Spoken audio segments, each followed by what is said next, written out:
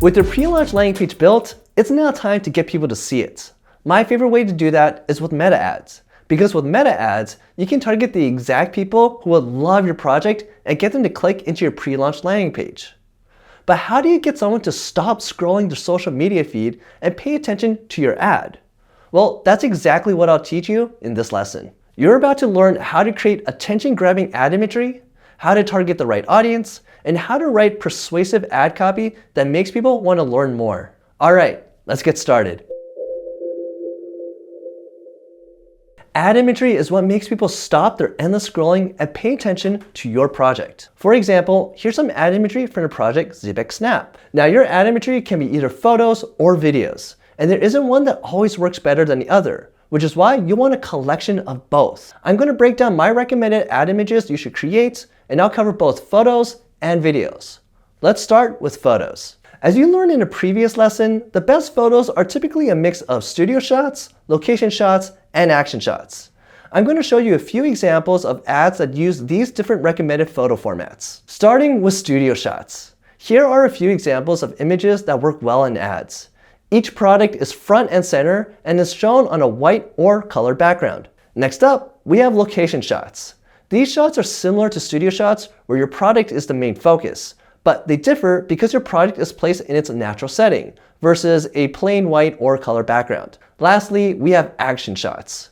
These shots help potential backers quickly understand how it works and make it easier for them to envision themselves using it. All right, that covers photos. Now let's talk video. There are many different ways to make a good video ad, but I'm going to give you 3 different styles that I've seen work hundreds of times and anyone can make. The first is what I call the founder walkthrough style. It's just like how it sounds. It's a video of the founder walking through how to use the product. Check out how our client Alex, the founder of Zeebeck Snap, did this. What's up guys, Alex here from Zeebeck, and today I am super excited to introduce to you the brand new Zeebeck Snap. It is a revolutionary new way that we've created for you to be productive on the go like never before. The key is to shoot the video vertically on your phone and talk through your top features. You want the video to feel authentic and not like an ad. The next video style is what I call the product walkthrough. Similar to the founder walkthrough, this style showcases how to use the product, but this time the pace is faster and you don't have to show your face. This style helps potential backers visualize themselves using your product. Check out how our client Tidyboard did theirs.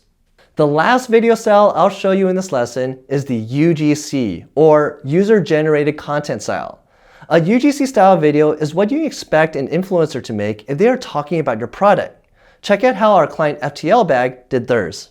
Guys, I think I found the best bag in the market. It's perfect for overnight trips, busy days in the city, or personal item when you travel. As you just saw, this ad style is short, engaging, and shot vertically. Basically the stuff you see on TikTok or Instagram Reels. One of the best ways to figure out what type of content you should be creating is to go to TikTok and search for your product category. For example, if you're creating a new board game, you can go to TikTok and search board games. Browse through the trending videos and see how creators are talking about games. And then make a similar video about your own. All right, now that you got your ad imagery locked in, let's move on to your ad copy. On your ad, the ad copy is what you'll see above and below the ad imagery. For example, check out this ad from our client Livson. You can see that the ad copy is broken down into 2 parts, the headline and the primary text. People typically read headlines first, so let's start there. A good headline will grab somebody's attention and hook them in to read the rest of your ad. Headlines should be bold. Focus on an innovative or unique part of your product that makes it stand out. For example, let's bring back the ad from our client Livson. The headline was, "The high-performance jacket built to last 100 years." Making the claim that the jacket is built to last 100 years is bold. It captures attention and makes it immediately clear that durability is what makes this jacket special. Next, let's talk about the primary text. This is where you back up the bold claim made by your headline with more information. For example, you can see what Livson said here. They elaborated on the headline and used bullet points to quickly highlight specific features. By the way, I know I just shared many different examples of good ads, but we have a lot more in store for you. We put together a massive ad library called the LaunchBoom Ad Vault that you can use as inspiration, and you can find it below this lesson. But before you leave and check that out, there's one last very important step you need to complete. Target the right audience. Now that you know how to make great ad creative, you need to make sure you show it to the right people. Lucky for us, Meta makes it really simple to create highly targeted audiences. It's possible to target people using demographic information like age and gender, but what makes Meta truly special is how you can target people based on their interests. You can think of interests as categories people are organized into based on what they like or interact with on Facebook or Instagram. Let me show you how this works using an example. Let's bring back Libsyn again. What type of people might be interested in a durable, waterproof, insulated jacket? One idea will be target people who like the outdoors and doing things like camping or hiking. Now, if we go into Meta's audience builder, we can search for camping and find there's an interest with 500 million people included in it. Although this may seem like a great place to start, we recommend going for more brand-focused interests as opposed to a general topic. Why? Because when you target a general topic like camping, this doesn't mean that there's a Facebook page called camping that 500 million people have liked. Instead, this audience is basically Meta making an educated guess that these people like camping based on other content they've engaged with in the past. A better way to build an audience is with brand-focused interests. For example, if you were to target the brand Columbia Sportswear, this is much better because this interest is made up of people who actually have engaged with that brand's content. Generally speaking, this will allow you to target people who are more actively interested in these brands than something generic like camping. Now, finding the right interest to target can be overwhelming, which is why we're providing you with a super in-depth resource to get started. This is our LaunchBoom Audience Index, which contains some of the best performing audiences that we've tested across many campaigns.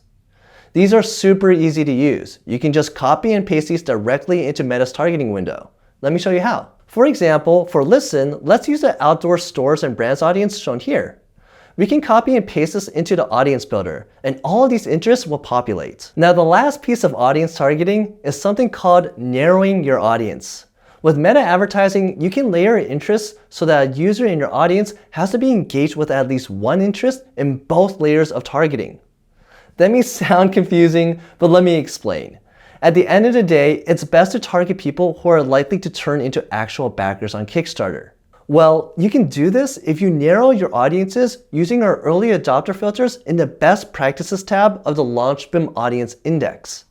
If we do this for Libsyn, for example, we are telling Meta to only target people who are interested in outdoor brands, as well as some early adopter interests like Kickstarter. And someone who is interested in outdoor brands and Kickstarter is going to be way more likely to back the Libsyn campaign. By using strategies like you just learned, Libsyn was able to raise over $450,000 on Kickstarter. Alright, you just learned how to create attention-grabbing ad imagery, persuasive ad copy, and highly targeted meta audiences. Now you can use what you learned and start to program your ads in Meta. That's it for this lesson. We'll see you in the next one.